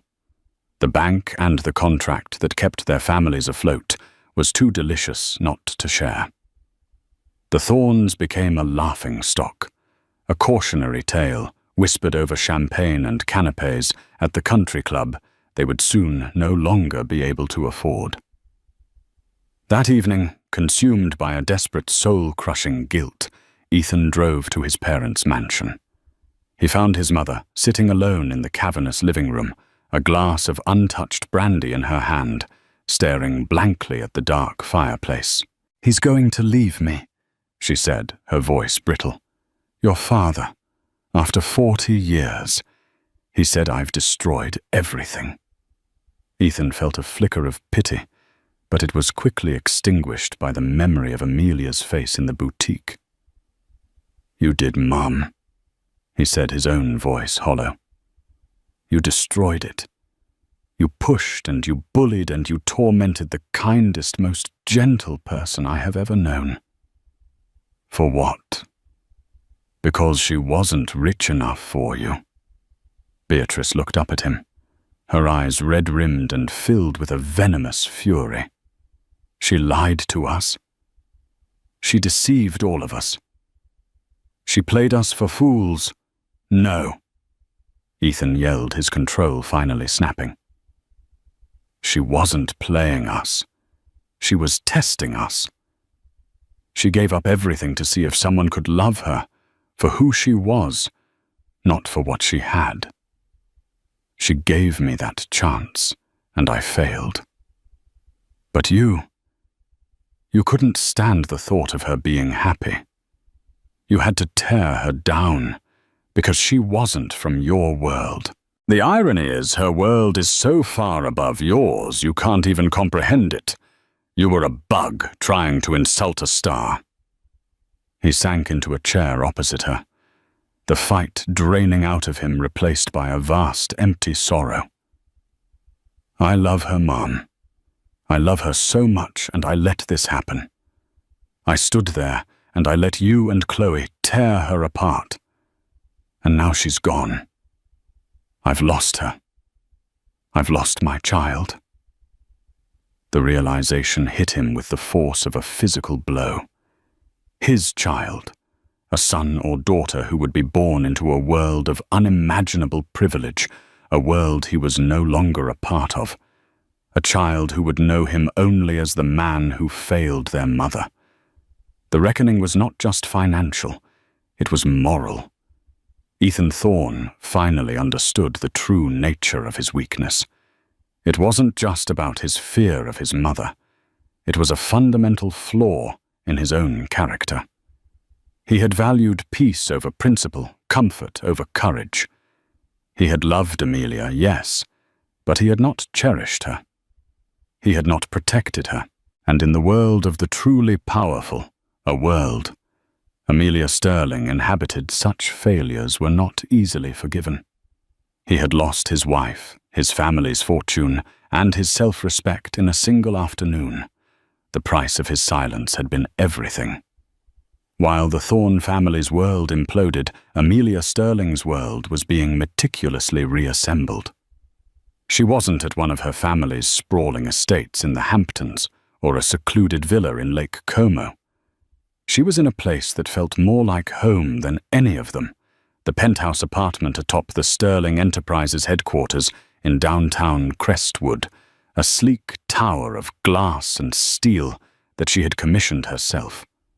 The apartment was a masterpiece of minimalist design, all clean lines, neutral colors, and breathtaking panoramic views of the city.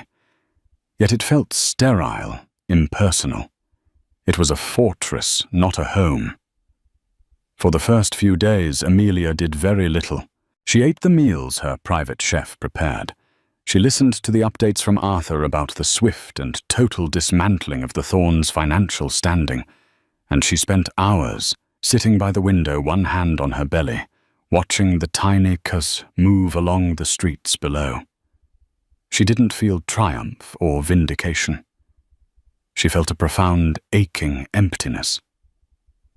The simple life she had craved had been a beautiful dream, but the ending was a nightmare. The man she loved had failed her in the most fundamental way. The revelation of her identity wasn't a gotcha moment. It was the tragic admission of a failed experiment. She had wanted to be loved for herself, and the test results were in she wasn't. Or at least her husband's love wasn't strong enough to withstand the slightest pressure. On the fourth day, Arthur Finch found her in the expansive home office, staring at a blank computer screen. "The Thorn accounts are settled," he said gently. "We've left them with the mansion and a modest pension for Robert. They won't starve, but their influence is gone." Amelia nodded, not looking at him. "And Ethan? He has been trying to reach you through every conceivable channel. He's left messages with my office, with the legal team, even with the building's concierge. They are remorseful. Remorse is easy when you've lost everything," she said, her voice flat. "It's courage that's hard." Arthur stood there for a moment, his posture softening. "Amelia, what he did was unforgivable. But you loved him. This pain you're feeling, locking yourself away, will not make it disappear." "I'm not locking myself away," she said, finally, turning to look at him. For the first time in days, there was a spark in her eyes, not of joy, but of resolve. "I'm preparing. I'm about to be a single mother. I am the head of a global corporation. I don't have the luxury of falling apart." From that day on, a change came over her. She stopped grieving for the life she had lost and started building a new one. She summoned her top executives, men and women, who hadn't seen her in person for over 2 years. When she walked into the boardroom, her pregnancy evident beneath a tailored but comfortable dress, a hush fell over the room. They saw the same brilliant mind they remembered, but there was a new hardness in her eyes, a new economy in her words. This was not the vanished heiress. This was the queen returned to claim her throne. She delved into the company's projects with a ferocious intensity. She reviewed quarterly reports, challenged development strategies, and made decisions with a clarity and speed that left her board members breathless. She was particularly focused on the Sterling Foundation, the company's charitable arm. She tripled its funding, directing a massive new initiative to build and support shelters for single mothers and victims of domestic abuse. She poured her pain into purpose. Ethan, meanwhile, was living in his own personal hell. He had moved out of their rented house, unable to bear the memories, and was staying in a small, soulless corporate apartment his father had kept. He wrote letters to Amelia every day, long, rambling pages filled with apologies, explanations, and desperate pleas for a second chance. He knew she would never receive them, but he had to write them. He tried to understand her. He thought about the sacrifices she had made. She who could have anything in the world had chosen to live in a drafty house, to worry about grocery bills, to wear a simple dress from a department store. She had done it all for him, for the chance at a normal life. And he had repaid her by allowing his mother and his ex-girlfriend to humiliate her over the price of a baby blanket. The shame was a physical thing, a constant weight in his chest. Realizing that apologies were meaningless without action, he started to change his life. He refused any further financial help from his father. He sold his expensive car, the one his mother had bought him as a graduation present. He took the menial entry-level job at a rival construction company that his father's now tarnished name could get him a site assistant, fetching coffee and running blueprints. The work was hard, the pay was low, and his new colleagues looked at him with a mixture of pity and suspicion. But for the first time in his life, he was earning his own way. He was becoming the man he should have been all along. One evening, after a grueling 10-hour shift, he saw a news report on the TV in a bar. It was a local feature on a surprise visit to a new women's shelter downtown. The benefactor was making an appearance, and then she was on the screen. It was Amelia. She looked regal, confident, and breathtakingly beautiful. She moved with a purpose and grace that stole the air from his lungs. She was speaking to a group of women, her hand resting on her stomach, and she was smiling. It was a real smile, one he hadn't seen in so long. "Every person deserves a safe space," she was saying to the reporter. "A place where they are protected, valued, and given the strength to build a new future for themselves and their children.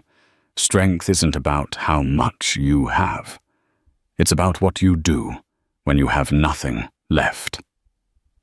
Watching her, Ethan finally understood. Amelia wasn't a damsel in distress waiting to be rescued. Her strength wasn't in her billions. It was in her character, the very thing he had failed to show. She was building a new world for herself and their child, a world founded on real strength and purpose. And if he ever wanted to be a part of it, even on the outermost fringes, he couldn't just say he was sorry. He would have to become a man worthy of her. The path to redemption was long, and he had only just taken the first step. 3 months passed. The seasons turned, and the chill of autumn gave way to the crisp, cold air of winter. Crestwood was decorated for the holidays. But for Ethan, there was no cheer. His life had found a new, monotonous rhythm wake before dawn work, a physically demanding job, come home to an empty apartment and write another letter to Amelia that he knew she would never read. He had lost weight, and his hands, once soft from an office job, were now calloused and rough. He was tired, but it was a clean kind of tired. For the first time, he felt like he was building something real, even if it was just a small piece of his own shattered self-respect. He kept track of Amelia through the news. He saw the announcements from the Sterling Foundation, the glowing profiles in business magazines, hailing her return as a visionary leader. Every image of her poised and powerful was a knife to his heart. She was thriving not in spite of him, but in his absence. He was a footnote in her story. His chance, when it came, was not one he sought. One Saturday, he was volunteering with a crew from his new job, helping to do some pro bono repair work at the very women's shelter Amelia had opened. He was on a ladder, patching a section of drywall, when a familiar black Rolls-Royce pulled up outside. His heart hammered against his ribs. Amelia stepped out of the car, followed by Arthur Finch. She was heavily pregnant now, her due date clearly approaching. She wore a simple but elegant cashmere coat, and she moved with the slow, careful grace of late pregnancy. She hadn't seen him.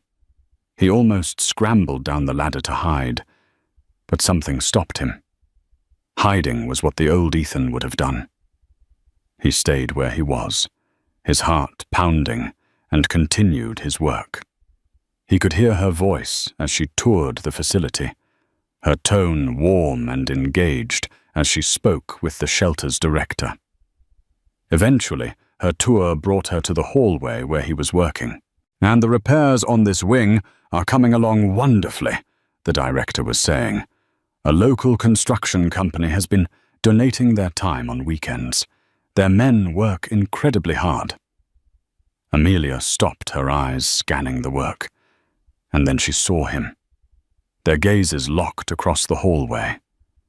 For a long moment, the world seemed to stop. He saw a flicker of surprise in her eyes, then something unreadable. Not anger, not pity, but a deep, quiet watchfulness. He looked a mess. He was covered in drywall dust, his hair was matted with sweat, and his clothes were spattered with paint. He looked nothing like the polished man she had married. He slowly climbed down the ladder, his heart in his throat. Arthur Finch took a half-step forward, his hand instinctively moving as if to shield her, but Amelia subtly raised a hand to stop him. "Ethan," she said. Her voice was calm, neutral. "Amelia," he croaked, his own voice raspy. I didn't know you would be here. This is one of my projects. I visit often," she replied. She looked at his hands, at his work clothes. "The director tells me you're a volunteer." "My company is," he clarified. "I'm just one of the crew. It's a good place. They do important work." The small talk felt absurd, like two strangers making conversation in an elevator. An uncomfortable silence fell between them. He had 1,000 things to say, 1,000 apologies rehearsed in the lonely darkness of his apartment. But looking at her now, so serene and self-possessed, words felt cheap and inadequate. So instead of speaking, he reached into the back pocket of his dusty jeans and pulled out a worn, slightly crumpled envelope. It was the first letter he had written, the one he had carried with him every day, like a penance. He held it out to her. "I know you don't want to hear from me," he said, his voice thick with emotion. "And I don't expect you to read this. I don't expect anything. But I needed you to have it. It says everything I was too weak and too stupid to say before." She looked at the envelope, then back at his face. She saw the exhaustion in his eyes, the genuine remorse etched into the new lines around them. She saw a man who had been stripped of his privilege and had not, to her surprise, crumbled. Slowly she reached out and took the envelope. Her fingers brushed his, and the brief contact sent a jolt through him. "The baby is due in 3 weeks," she said softly, changing the subject. "It's a girl." Tears sprang to Ethan's eyes, and he hastily wiped them away with a dusty hand. "A girl," he whispered. Is she healthy?" "She's strong," Amelia said, and a small, sad smile touched her lips. "Like her mother." It wasn't forgiveness. It wasn't an invitation back into her life. But it was something. It was a door, once slammed shut and bolted, being cracked open just a sliver. "I want her to have a father, Ethan." Amelia continued, her gaze unwavering. "But she needs a father who is a good man. A strong man. Not a man who is afraid of his mother or of what people think. A man who stands up for what is right, no matter how hard it is." "I'm trying," he said, his voice breaking. "Amelia, I swear I am trying to be that man." She held his gaze for a moment longer, then gave a slight nod. "I'll read your letter," she said. She turned to Arthur. "We should go." As she walked away, Ethan stood rooted to the spot, watching her go. He hadn't gotten his wife back. He hadn't fixed the damage he had done. But he had been seen. She had seen his effort. And for the first time in months, a tiny, fragile seed of hope began to take root in the barren wasteland of his heart. The road ahead was uncertain. A shared love had been shattered by a terrible betrayal. But now, with the impending arrival of their daughter, there was a reason to build something new from the wreckage. Not a return to the past, but a new beginning, founded not on a beautiful lie, but on a difficult, hard-earned truth. It would be a future built on her terms, guided by her strength, and he knew with every fiber of his being that he would spend the rest of his life trying to be worthy of it. That afternoon wasn't a fairy tale ending, but the start of a new, more honest chapter. Ethan's journey was far from over, and Amelia's trust was not something easily won back. But with a child on the way, their story was no longer just about them. It became a story of redemption, of earning a place in his daughter's life, and of proving that a person can truly change. Amelia, now a powerful leader and a soon-to-be mother, would navigate this new path with the same strength and grace she had shown all along, building a future on her own terms. What do you think? Can someone who has failed so spectacularly ever truly redeem themselves? Can trust once so completely broken ever be rebuilt? This story is a reminder that our true character isn't shown in our best moments, but in how we react when we are at our worst. If this story moved you, please hit that like button. Share it with someone who loves a powerful comeback story, and be sure to subscribe to our channel for more real-life drama that will keep you on the edge of your seat. Drop a comment below and let us know if you think Ethan deserves a second chance.